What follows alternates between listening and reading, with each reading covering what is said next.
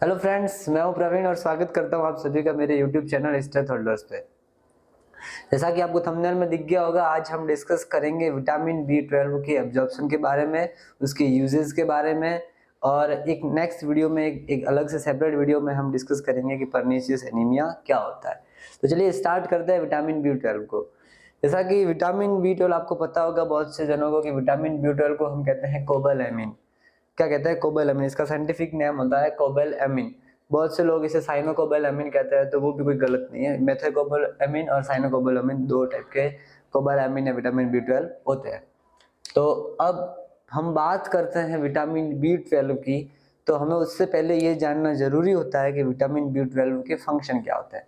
सबसे पहले vitamin B 12 होता है, उसकी सबसे ज़्यादा इम्पोर्टेंस होती है जो आरबीसीज होती है उसके न्यूक्लियस के और उसके जो डीएनए होता है उसको बनाने के लिए सबसे ज़्यादा जरूरत होती है production of red blood cells. क्योंकि जो रेड ब्लड सेल्स जो उनका जो न्यूक्लियस होता है उसके फॉर्मेशन के लिए, उसकी नॉर्मल फंक्शनिंग के लिए हमें ज़रूरत होती है विटामिन बी 12 की। इसीलिए अगर किसी पर्सन के अंदर डेफिशिएंसी है विटामिन बी 12 की, तो उसके अंदर अनीमिया जैसे सिम्टम्स हमें नजर आते हैं। ठीक है, अब दूसरी बात करते हैं न्यूरोलॉजिकल फंक्शन। न्यूरोलॉजिकल फंक्शन क्या होता है कि जो हमारी नर्व्स होती है, नर्व्स उनमें क्या होता है कि उस देखिए जो हमारी जो बहुत सी नर्व्स होती है वो कैसे होती है? माइलिनेटेड है। माइलिनेटेड मीन्स कि जो नर्व्स है उनकी एक्सॉन्स के चारों ओर क्या है? ये सपोज दैट ये नर्व है और इसकी एक्सॉन के चारों ओर क्या है? माइलिन शीथ है। तो माइलिन शीथ के प्रोडक्शन के लिए किसकी जरूरत होती है? विटामिन बी 12 की।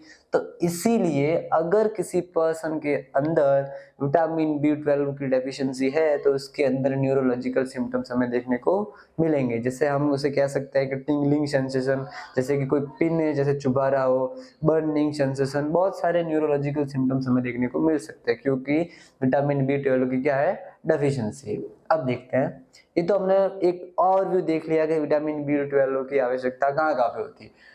अब हम बात करते हैं विटामिन बी 12 का सोर्स क्या है।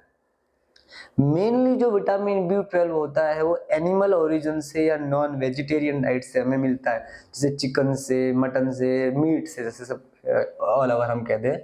और एनिमल डाइट्स इसमें कुछ एक पार्ट जैसे एनिमल से रिलेटेड मिल्क हो गया, उसके अंदर हमें डेयरी प्रोडक्ट्स के अंदर देखने को मिलता है। बट जो मेनली पोर्शन होता है वो देखने को मिलता है नॉन वेजिटेरियन डाइट से और एग्स से मिलता है हमें विटामिन बी 12।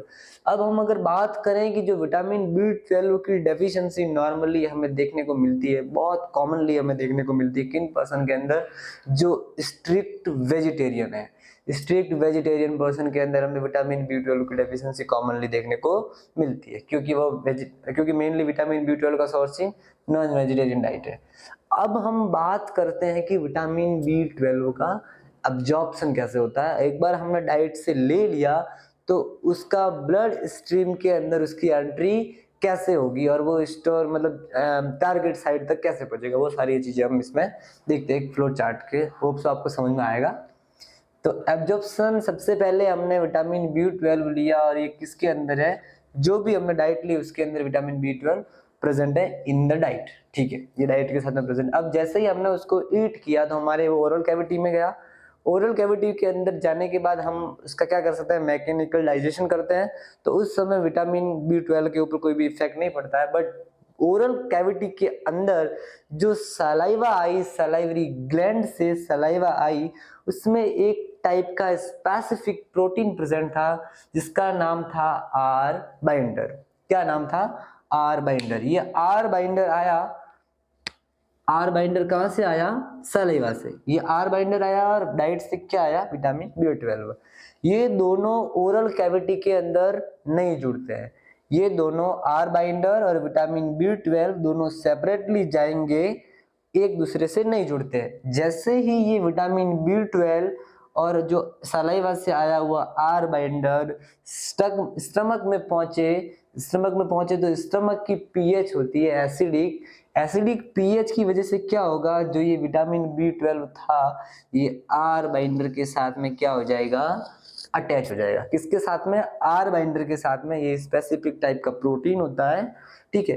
तो ये क्या होगा, ये आर बाइंडर विटामिन B12 के साथ में अटैच हो गया और ये कॉम्प्लेक्स बन गया, और ये कॉम्प्लेक्स अभी कहाँ प्रेजेंट है, स्टमक के अंदर। अब जैसे ही क्या होगा, अब स्टमक के अंदर डिफरेंट डिफरेंट टाइप की सेल प्रेजेंट रहती है, जी सेल, नेक सेल, पैराइटल सेल, जिसे ऑक्जेंटिक सेल और कहते हैं, चीफ सेल। हमें बाकी वाले सेल के ऊपर ध्यान नहीं देना, हमें एक सेल का नाम याद रखना है, पैराइटल सेल्स। क्या नाम है इनका, पैराइटल सेल्स, या इसे हम कहते हैं ऑक्जेंटिक सेल। पैराइटल सेल जो स्टमक के अंदर प्रेजेंट है, एक टाइप का प्रोटीन का हो, तो वो क्या करती है, सिक्रीट करती है, रिलीज करती है, जिसे हम कहते हैं इंट्रिंसिक फैक्टर ऑफ कार्सल, ऐसा कुछ है। आप खाली इतना याद रखिए कि इंट्रिंसिक फैक्टर कौन सिक्रीट करता है, पैराइटल सेल्स। पैराइटल सेल ने इंट्रिंसिक फैक्टर रिलीज किया, वो भी कहाँ प्रेजेंट है, गैस्ट्रिक जूस के अंदर प्रेजेंट है।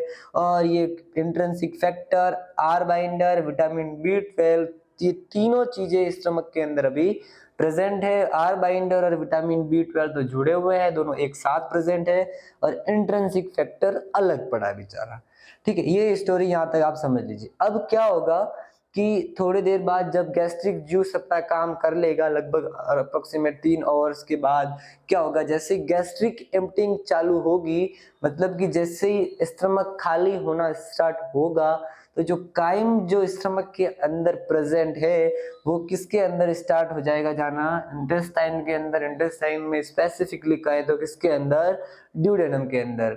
और ड्यूडेनम की जो पीएच होती है वो कितनी होती है, पीएच 8 होती है, या हम कह सकते हैं कैसी पीएच होती है, एल्केलाइन। कैसी पीएच होती है, एल्केलाइन पीएच होती है। अब क्या होता है, इस एल्केलाइन पीएच की एडवांटेज क्या है कि जो इंट्रिंसिक फैक्टर किसने बनाया था, पैराइटल सेल्स ने बनाया था, वो अब तक विटामिन B12 से नहीं जुड़ा था। बट क्या होगा कि जैसे ही विटामिन B12 और आर बाइंडर इस एल्केलाइन पीएच में आते हैं, तो क्या होगा, ये इंट्रिंसिक फैक्टर इस पीएच की प्रेजेंस के अंदर विटामिन B12 से बाइंड कर जाएगा, और जो ये आर बाइंडर इससे अटैच था, वो क्या हो जाएगा, इससे बाहर निकल जाएगा। तो एल्केलाइन पीएच की वजह से विटामिन B12, जिसे हम एक्सट्रिंसिक फैक्टर कहते हैं, वो किसके साथ में जुड़ जाएगा, इंट्रिंसिक फैक्टर के साथ में जुड़ जाएगा। और ये दोनों तीनों चीजें कहाँ पे प्रेजेंट है, अभी ड्यूडेनम के अंदर प्रेजेंट है, ठीक है। अब ये जुड़ गया विटामिन B12 और इंट्रिंसिक फैक्टर, ये पूरा एक कॉम्प्लेक्स बन गया। ये कॉम्प्लेक्स प्रेजेंट है इंटेस्टाइनल ल्यूमेन के अंदर।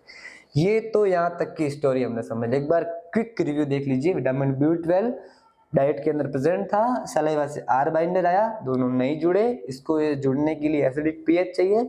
जैसे ही स्टमक के अंदर गए, दोनों जुड़ गए, एसिडिक पीएच मिल गई उन्हें। फिर वहां से पैराइटल सेल ने इंट्रिंसिक फैक्टर रिलीज किया, ये इसके साथ में नहीं जुड़ा, क्योंकि इन दोनों के बाइंडिंग के लिए एल्केलाइन पीएच चाहिए, ना कि एसिडिक। तो जैसे ही ये कायम के साथ में गैस्ट्रिक एम्प्टिंग के साथ में इंटेस्टाइन के ड्यूडेनम के अंदर पहुंचा, तो वहां जाके इनको क्या मिल गया, एल्केलाइन पीएच मिल गई।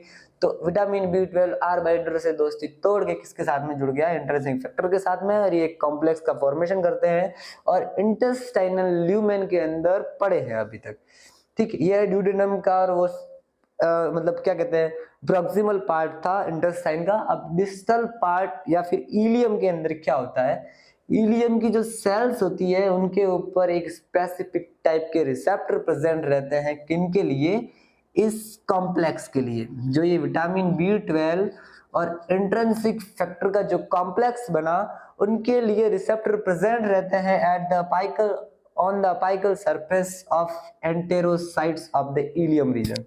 इलियम रीजन की जो एंटेरोसाइट थी, उनके ऊपर एक स्पेसिफिक टाइप का रिसेप्टर प्रेजेंट है, जिसे हम कहते हैं ट्रांससेल्युलर रिसेप्टर। क्या कहते हैं हम, ट्रांससेल्युलर रिसेप्टर प्रेजेंट थे यहाँ पे। इन्होंने क्या किया, ये जो फ्लोटिंग कॉम्प्लेक्स था, जो फ्लोट कर रहा था ल्यूमेन के अंदर, उसको कहा भाई तो किधर जा रहा है। तो इसने क्या किया, इस फ्लोटिंग कॉम्प्लेक्स को दे धर के कहाँ डाल दिया, इसके अंदर, किसके अंदर, एंटेरोसाइट के अंदर, और यहाँ से ये एक्टिवली ट्रांसपोर्टेड कर दिया जाता है सर्कुलेशन के अंदर। ये थी ओवरऑल स्टोरी एब्जॉर्प्शन की। अब स्टोरेज की और अगर जो उनका टारगेट ऑर्गन्स है उनकी स्टोरी हम देखते हैं। अब जैसे ही क्या होता है, विटामिन बी 12 का एब्जॉर्प्शन होता है तो मेनली उसका यूज होता है इरिथ्रोपोइसिस की प्रोसेस के अंदर। तो जो साइनोकोबल अमीन, जो विटामिन बी 12 जो सर्कुलेशन के अंदर आया, मेनली ट्रांसपोर्ट कर दिया जाता है किसके ऊपर, बोन मेरो के। कहाँ ट्रांसपोर्ट कर दिया जाता है, देर बोन मेरो के यहाँ। अब ये बोन मेरो के वहां जाके क्या करेगा, इरिथ्रोपोइसिस की प्रोसेस को क्या करेगा, प्रॉपरली रन करेगा, ठीक है। और बाकी इनका फंक्शन होता है न्यूरॉन्स के अंदर, पेरिफेरल न्यूरॉन्स के अंदर, वहां पे जाके क्या करता है, ये न्यूरॉन्स के अंदर माइलिनेशन की प्रोसेस को क्या करता है, स्टार्ट करता है।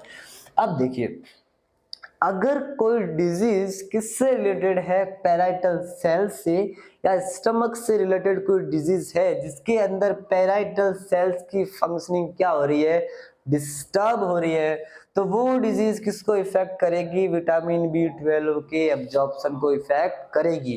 क्योंकि without intrinsic factor vitamin B 12 का कोई एग्जिस्टेंस नहीं है। तो विटामिन बी 12 के एब्जॉर्प्शन के लिए हमें क्या चाहिए, इंट्रिंसिक फैक्टर, और जो कौन बनाता है, पैराइटल सेल्स। अगर कोई पैथोलॉजिकल कंडीशन जिनने क्या किया, पैराइटल सेल्स के साथ में धोखाधड़ी करी, तो वो क्या करेगी, इसके एब्जॉर्प्शन के साथ में भी क्या करेगी, इंटरफेयर करेगी। ये हो एक चीज। दूसरी चीज हम देखते हैं कि अगर कोई डिजीज जो हिपेटो पैनक्रियाटिक डक्ट को इफेक्ट कर रही है, तो वो क्या करेगी, इसके एब्जॉर्प्शन को इफेक्ट करेगी। क्यों?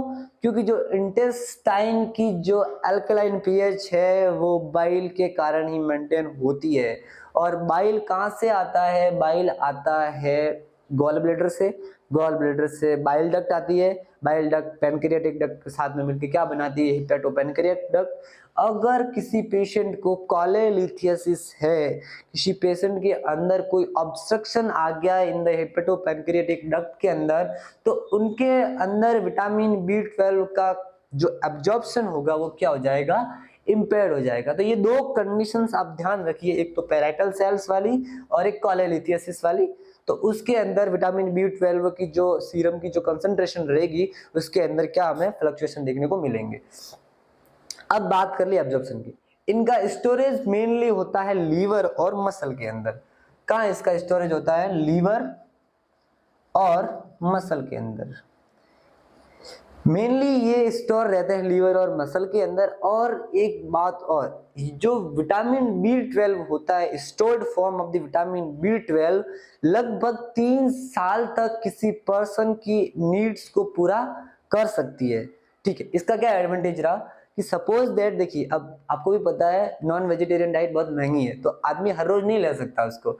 तो नेचर ने ये दे दिया कि भाई उसको पता था कि आगे जाके महंगी होनी है, तो उन्होंने क्या किया कि विटामिन बी 12 की एक अमाउंट दे दी जो प्रेजेंट रहती है लीवर और मसल के अंदर, और वो अमाउंट 3 साल तक सफिशिएंट रहती है, उसकी नीड को फुलफिल कर सकती है, ठीक है। तो हमें रोज विटामिन बी 12 लेने की आवश्यकता नहीं है। और एक चीज और, अगर विटामिन बी 12 से रिलेटेड अगर उसकी डेफिशिएंसी है, तो सिम्टम, अगर पर्सन ने आज के बाद विटामिन बी 12 लेना बंद किया है, तो अप्रोक्सीमेटली 3 साल बाद जाके उसको सिम्टम्स नजर आएंगे। 3 साल से पहले उसके अंदर सिम्टम्स नजर नहीं आएंगे। तो ये एक एडवांटेज है कि क्या रहता है, विटामिन 3 साल तक उसको सिम्टम्स नजर नहीं आएंगे। तो ये हो गया बात। इनका यूटिलाइजेशन मेनली होता है बोन, रेड बोन मेरोज के अंदर और न्यूरॉन्स के अंदर। तो ये हमने ओवरऑल विटामिन बी 12 के बारे में डिस्कस कर लिया। नेक्स्ट लेक्चर में हम देखेंगे कि पर्नीशियस एनीमिया क्या होता है, पर्नीशियस एनीमिया क्या होता है और उसके क्या क्लिनिकल मैनिफेस्टेशन रहते हैं। अगर आपको मेरा ये वीडियो पसंद आया हो तो लाइक कीजिए, शेयर कीजिए, और कमेंट सेक्शन में कोई कमी हो तो मेंशन कीजिए। Thank you so much, have a great day.